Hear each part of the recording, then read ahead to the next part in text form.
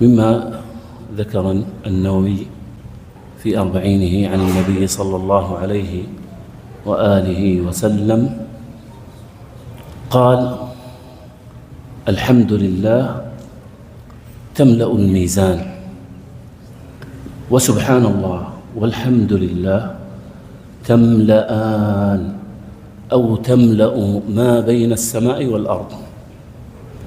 والصلاة نور، والصدقة برهان، والصبر ضياء، والقرآن حجة لك أو عليك.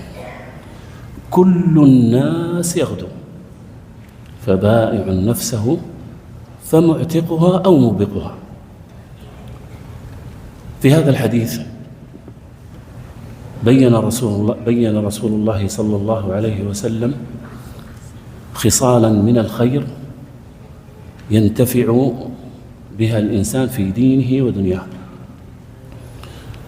فأما حمد الله جل وعلا وهو وصف المحمود بصفات الكمال مع المحبة والتعظيم، فقد جاء في كلام الله جل وعلا في غير ما موطن ولأسباب متغايرة.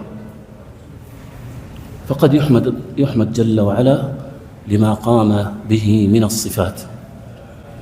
قل الحمد لله الذي لم يتخذ ولدا ولم يكن له شريك في الملك ولم يكن له ولي من الذل وكبره تكبيرا. وحمد نفسه جل وعلا على أفعاله الدالة على عظمه جل وعلا، فقال: الحمد لله الذي خلق السماوات والأرض وجعل الظلمات والنور. وهذا أمر عظيم يستحق أن يحمد عليه. وحمد نفسه جل وعلا على إنزال القرآن، أي أن في إنزال القرآن أمر عظيم ومنة جليلة يستحق أن يحمد عليها منزل هذا القرآن.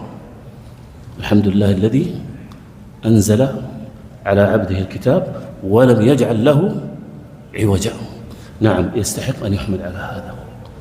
قولوا الحمد لله على القرآن، الحمد لله على الإيمان، الحمد لله على خلق السماوات والأرض، الحمد لله الذي لم يتخذ ولدا ولم يكن له شريك في الملك ولم يكن له ولي من الذل.